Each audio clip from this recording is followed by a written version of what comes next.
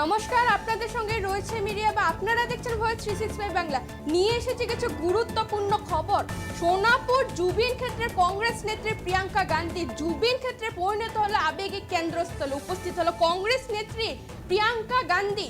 কংগ্রেস নেত্রী প্রিয়াঙ্কা গান্ধী উপস্থিত ঘিরে জনসমাগম, মানুষের আসন্ন লড়াই কি ইঙ্গিত মিলল সোনাপুর ক্ষেত্রে।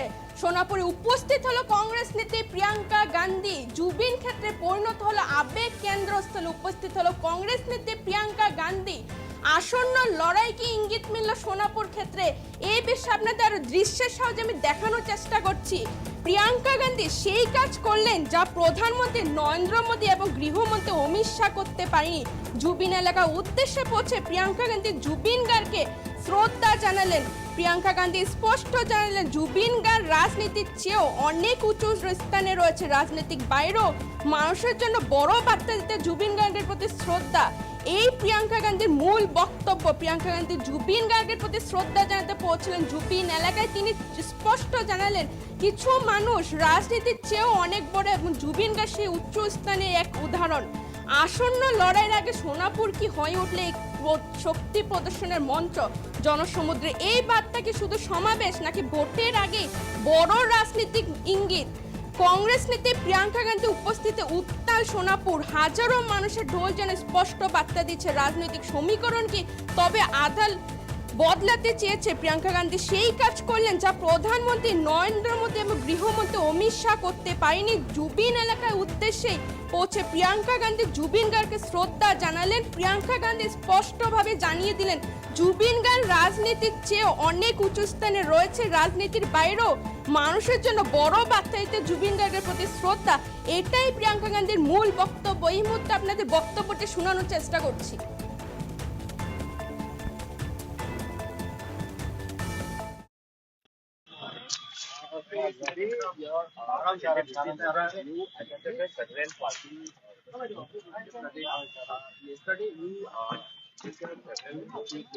No, but mobile number no, man.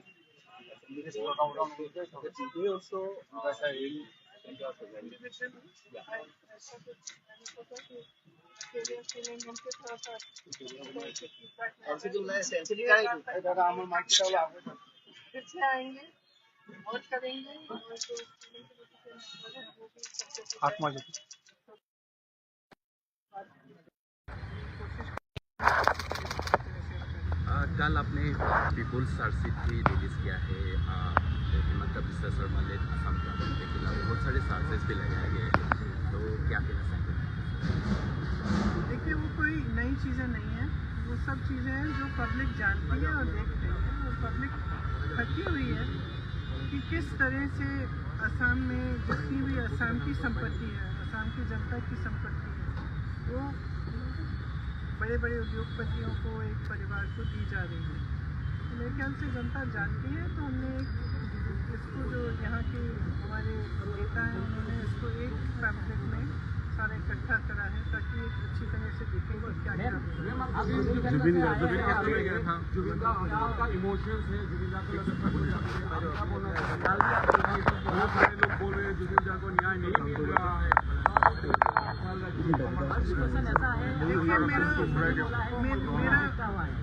मेरी सोच है और हमेशा ये सोच रही है कि ऐसी चीज़ों को हमें इन चीज़ों का राजनीतिक फ़ायदा उठाने की कोशिश नहीं करनी चाहिए। क्योंकि ये एक भावना है। और कल भी मैंने बात की अपने कार्यकर्ताओं से कि जुबिन जी के जब उनकी मृत्यु हुई तो हम लोग जो असम के नहीं हैं, हमने जब देखा कि किस तरह से असम की जनता उनसे प्रेम करती है, किस तरह की श्रद्धा थी, चाहे कोई भी परिवार का हो, माता पिता, बच्चे, बेटे बेटियां, भाई बहन, सबकी आंखों में आंसू थी। और हमने ये सोशल मीडिया पे, मीडिया में हमने ये सब देखा।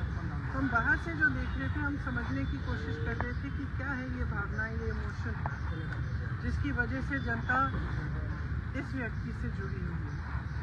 तो मैं कल भी कह रही थी से कि जुबिन जी एक तरह से असम की आत्मा की आवाज़ थी, असम की अभिव्यक्ति थी।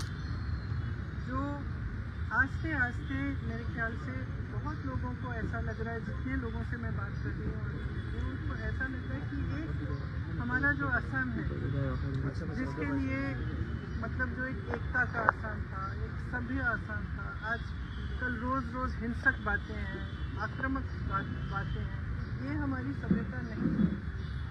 असम की जो सभ्यता है उसके बारे में गाया जुबिन जी ने, जो भी उनके जितने भी उनके गाने थे अगर आप सुने, उसमें एक भी गाने में ये नहीं था कि इससे नफरत करो, ये तुम्हारा दुश्मन है, इसको मारो, नहीं था ये। हर गाने में, हर उनके जो वक्तव्य में यही बात थी कि प्रेम, एकता, असम की अस्मिता, असम की संस्कृति, असम की सभ्यता, असम क्या है। और मैं कल अपने कार्यकर्ताओं को कह रही थी कि देखो, हम भी उसी चीज़ के लिए लड़ रहे हैं। एक तरह से हमारी लड़ाई जो है असम की संस्कृति, असम की सभ्यता को बचाने की लड़ाई है, और हमें ये बात समझनी है। बस इसका हम जुबिन जी का इस्तेमाल, राजनीतिक इस्तेमाल नहीं करना चाहिए और ना किसी को करना चाहिए। वो एक राजनीति से ऊपर थे, उनका जुड़ाव जनता के साथ एक भावनात्मक जुड़ाव था, एक जज्बाती जुड़ाव था। वो पॉलिटिक्स में नहीं थे, ये नहीं थे कि सीएम बनने जा रहे हैं कि जनता उनसे किसी वजह से, पॉलिटिकल वजह से जुड़ी।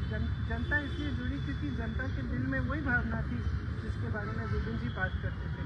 तो आज भी सुबह जब मैं गई तो फ्रैंकली बहुत ही मेरे लिए भी इमोशनल मोमेंट था, क्योंकि मैं ज़्यादा जानती नहीं थी जुबिन जी के बारे में पहले, और पिछले महीनों से मैं देख रही हूँ, मैं समझ रही हूँ।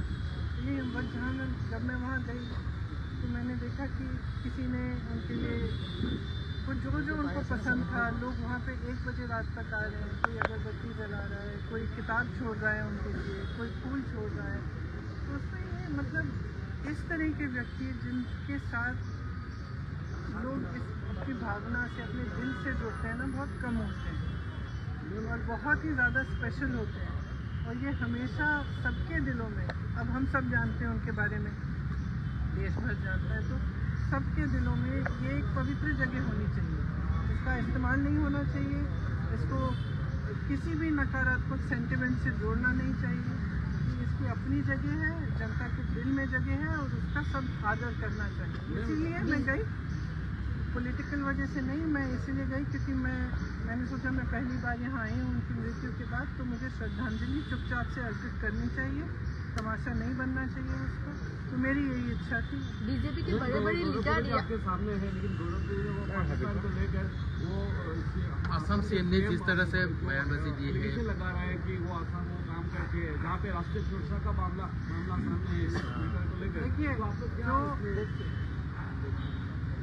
जब हम चुनाव लड़ते हैं, राजनीति में नेता होते हैं, तो 2 तरह के नेता होते हैं। एक सकारात्मक नेता होता है, मतलब एक पॉजिटिव माइंडसेट का नेता होता है, जो आपको बताएंगे कि हम आपके लिए क्या करना चाहते हैं, किस तरह से विकास करना चाहते हैं, किस तरह से हम असम में बदलाव लाना चाहते हैं, हम असम की संस्कृति, हम असम की जो भावनाएं हैं उसको किस तरह से हम प्रोटेक्ट कर सकते हैं। एक वो तरह की राजनीति होती है, और दूसरी ये होती है कि ध्रुवीकरण कराओ, एक दूसरे से लड़ाओ, किसी को एक दिन कोई गाली दे दो, किसी को दूसरे दिन किसी और को गाली दे दो, किसी के परिवार पर आक्रमण करो।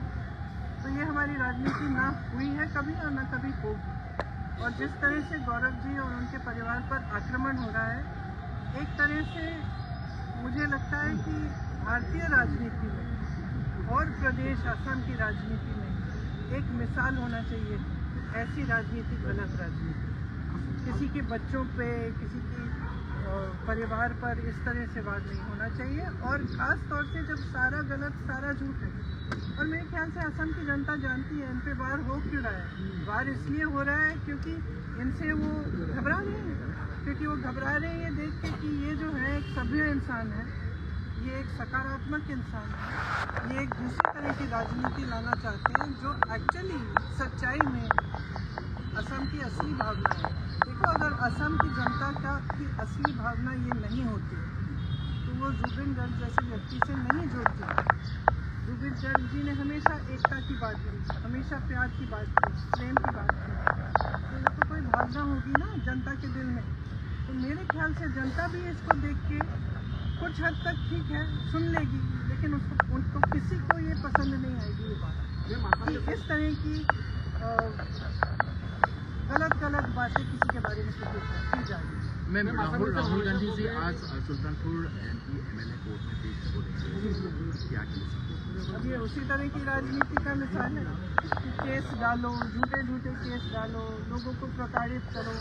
उनको बहुत सालों से सहरे और मेरे ख्याल से एक पहचान भी बन गई है कि जो सत्य के लिए खड़ा है, जो सकारात्मक राजनीति करना चाहता है, जो विकास के लिए जनता के लिए खड़ा है, उस पर सबसे ज़्यादा सरकार का आक्रमण होगा, सबसे ज़्यादा उसी पे केस डलेंगे, सबसे ज़्यादा ईडी इनकम टैक्स उसी पे होगा। तो एक बैज है, ऑनर का बैज है कि हाँ ठीक है हम सही रास्ते पे हैं क्योंकि हम पे आक्रमण हो रहा है। और मैं वही चीज़ गौरव जी के बारे में बोलूँगी कि सही रास्ते पे चल रहे हैं, इसीलिए इतने खराब आक्रमण हो रहे हैं। अभी पाकिस्तानी का एपिसोड 2 आ रहा है, अभी बोला है सीएम ने आसाम का सीएम हमेशा सीएम साहब से कहिए कि वो असम के विकास की बात करें, वो असम के लोगों की बात करें, वो बताएं कि क्या किया है असम के लोगों के लिए, वो बताएं कि किस तरह से अगले 5 सालों में क्या करने जा रहे हैं। आज का नौजवान है वो जानना चाहता है, आज का नौजवान रोजगार चाहता है, आज की नौजवान महिला भी रोजगार चाहती है।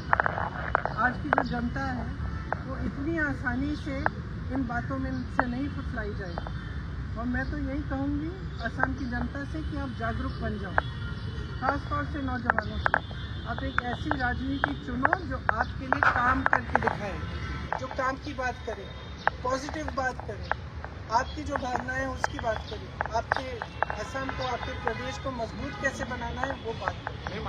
हमेशा बोलते हैं कि उनके पास मेजोरिटी एमएलए का सपोर्ट था, फिर भी एआईसीसी ने आप लोगों ने उनको सीएम नहीं बनाया, तो क्या वजह थी था जो आप लोगों ने उनको सीएम नहीं बनाया था उस वक्त? राजनीति में बहुत निर्णय होते हैं, ठीक है, और राजनीति में कभी कभी अपने खिलाफ, कभी कभी अपने पक्ष में होते हैं, कभी किसी और के पक्ष में होते हैं, ये सहना पड़ता है। तो 10 साल बाद अगर अभी भी उसी बात पे रो रहे हैं तो मैं क्या कहूँगा। कांग्रेस में और दूसरी बात ये है कि आपने देखा है कि कितना भ्रष्टाचार हो रहा है। मैम इस बार ये भ्रष्टाचार जो है ना, ये एक विश्वासघात है असम की जनता के साथ। ये हमारी जेब से नहीं ले रहे हैं पैसे, ये जो संपत्ति सारी इकट्ठी कर रहे हैं, जो अपने बड़े बड़े उद्योगपति मित्रों को दे रहे हैं, ये असम की जनता की संपत्ति है। जो ज़मीन बड़े बड़े उद्योगपतियों को दी जा रही है वो असम की जनता की संपत्ति है। जितने बड़े बड़े उद्योग दिए जा रहे हैं वो असम की जनता के हैं, और असम की जनता समझ रही है, देख रही है। मैं तो ये नहीं मान सकती कि नहीं दिख रहा है, और जब देख रही है तो पहचान भी रही है कि बदलाव का समय आ गया।